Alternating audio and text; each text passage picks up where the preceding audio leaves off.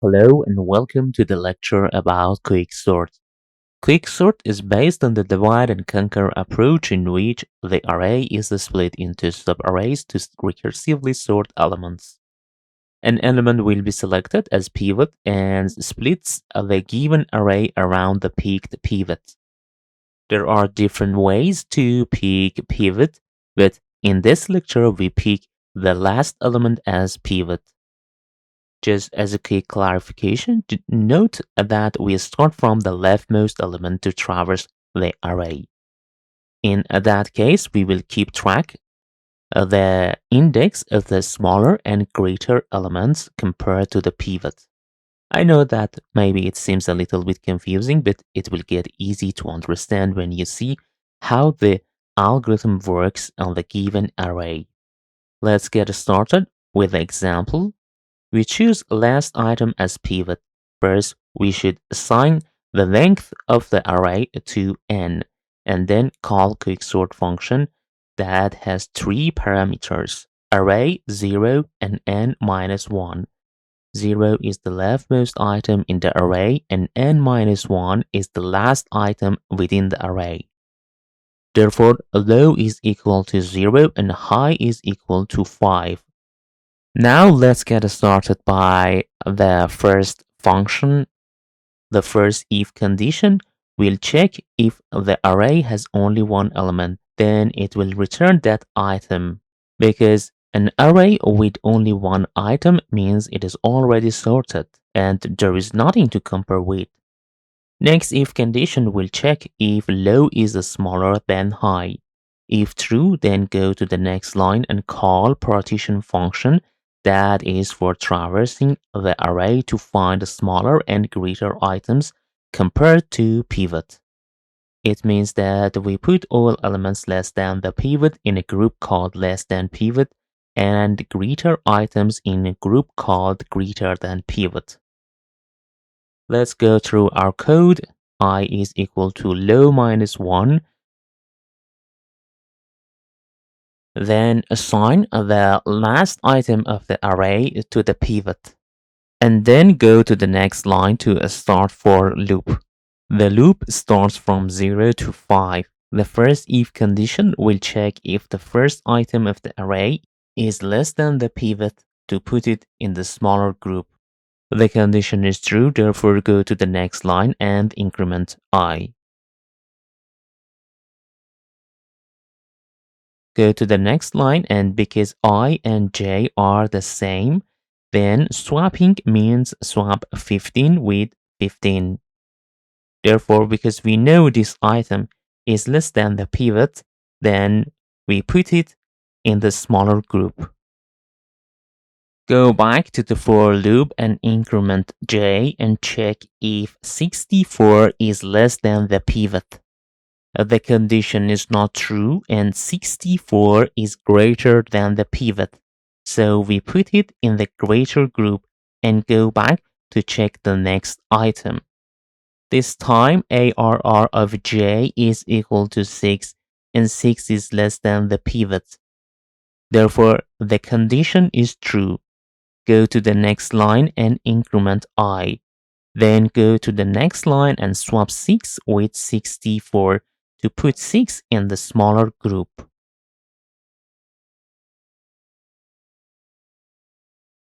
Please note that I tracks the elements we put in the smaller group, and whenever an item is found which is smaller than the pivot, then we increment I to put that element at the end of the smaller group. Increment j to check the next item. Now we will check if 52 is less than the pivot. The condition is not true, and we put 52 in the greater group. Increment j and note that we have reached to the upper bound limitation of range function, and we are going to check the last element of the array. Go to the next line and check if 18 is less than the pivot. The condition is true. Go to the next line and increment I. Now we must swap 18 with 64. Please note that when we find an item that is less than the pivot, then we always put that item at the end of the smaller group, even if that index is occupied by a greater item. Then in that case, we swap a smaller and greater item to put a smaller item at the end of the smaller group. Now it's the time to put pivot in the correct position, in which a smaller group on the left side of the pivot and greater group on the right side of the pivot. The best position for pivot is to put it right after the last element inserted into the smaller group. If that position is occupied by a greater item, then we swap a pivot with that element. We change its color because we know that this position is the correct position. And in the last line, the index of 20 must be returned. It means I plus 1, which is 3. Now we must put 3 as the value of p, and then call quicksort function in the next line. Just as a quick clarification, I would like to say that this yellow label serves as a guide. We know initial values of low and high, and then these values must be updated, because when we go through partition function, then the new values for low and high will be changed regarding the value of p. So as you can see, the new values for low and high parameters will be updated in these small boxes, but we keep initial values and that yellow label just as a guide, but you can skip them for now. Let's move on to the quicksort function that will traverse all items previously put in the smaller group. The first if condition is true, low is equal to 0, and high is equal to 2. The condition is true, and we must move on to the next line. Call partition function. I is equal to low minus 1, and let's select the last item of the array as pivot. The last item is 18, and assign 18 to the pivot variable. The loop will start from 0 to 2. In the next line, check if the first element of the array is less than the pivot. 15 is less than the pivot, and then go to the next line and increment I. This simply tells, okay, the correct index of the item that is less than the pivot is found. Therefore, go to the next line and put 15 in the smaller group. Increment j. J is equal to 1. And again, we have reached to the limitation of the upper bound of range function. Therefore, go to the next line and check the last element, and check if 6 is less than the pivot. The condition is true. Then go to the next line and increment I, then put 6 in the smaller group.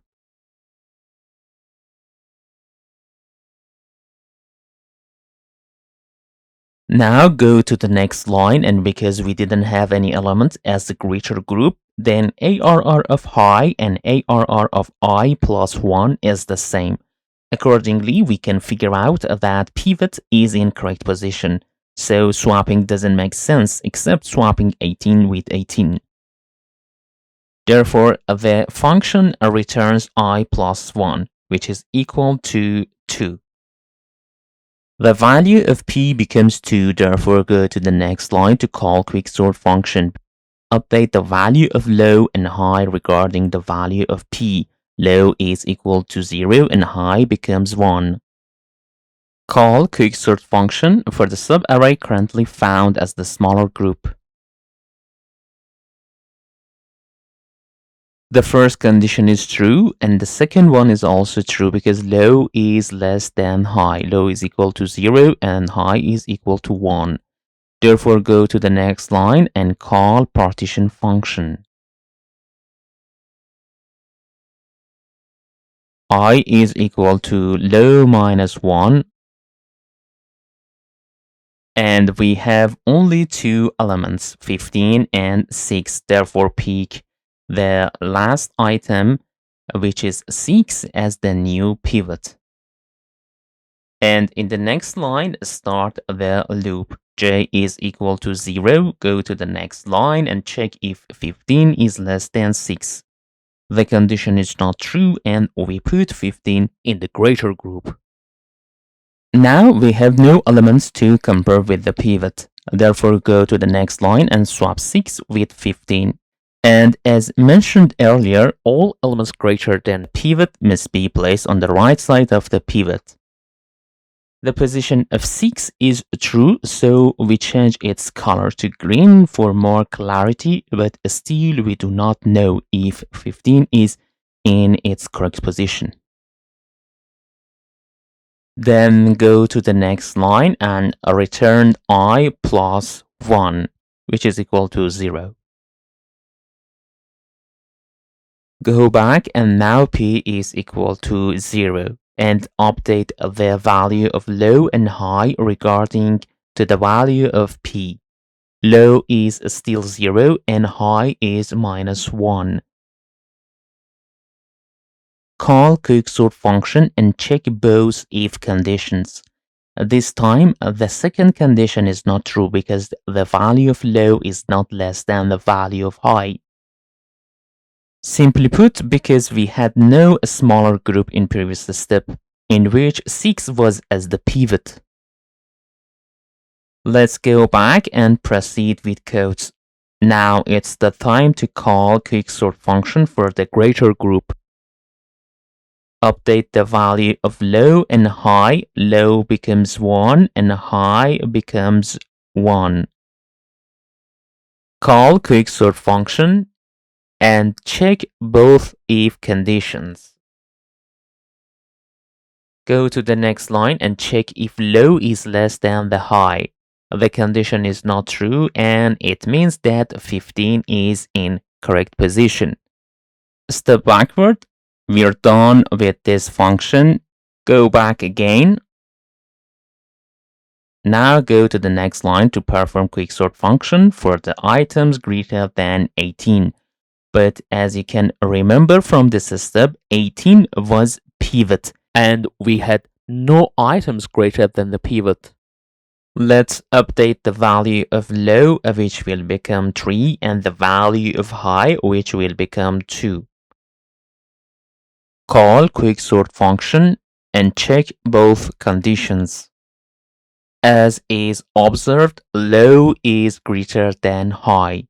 Then we must stop executing codes and step backward. We're also done with this part of code, so go back. And now we must perform quicksort function for all items greater than 20. Go to the next line to call quicksort function. Update the value of low and the value of high. Low will become 4 and high will become 5. Then call quicksort function for the items greater than 20. Check both conditions. The value of low is less than the value of high, so the condition is true. Therefore, go to the next line. Call partition function.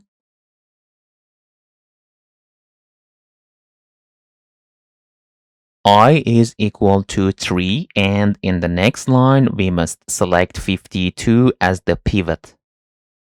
And J starts from 4, which is equal to the value of low. Then go to the next line to check if 64 is less than 52. The condition is not true. Therefore, go to the next line to put 52 in the correct position. And finally, return the value of I plus 1.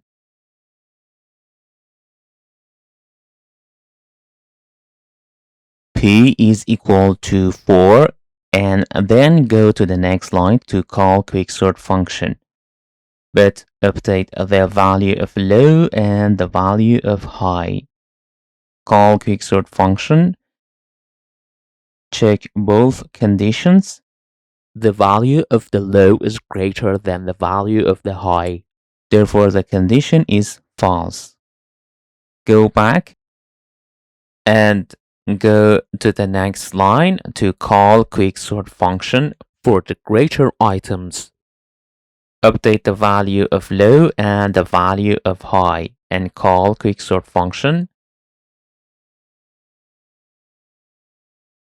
Check both conditions. The value of low is not less than the value of high. Simply put, when the value of low and the value of high are the same, then it means we have only one item which is already in the correct position. Therefore, go back. We are done with this function. Go back, and we are also done with this function.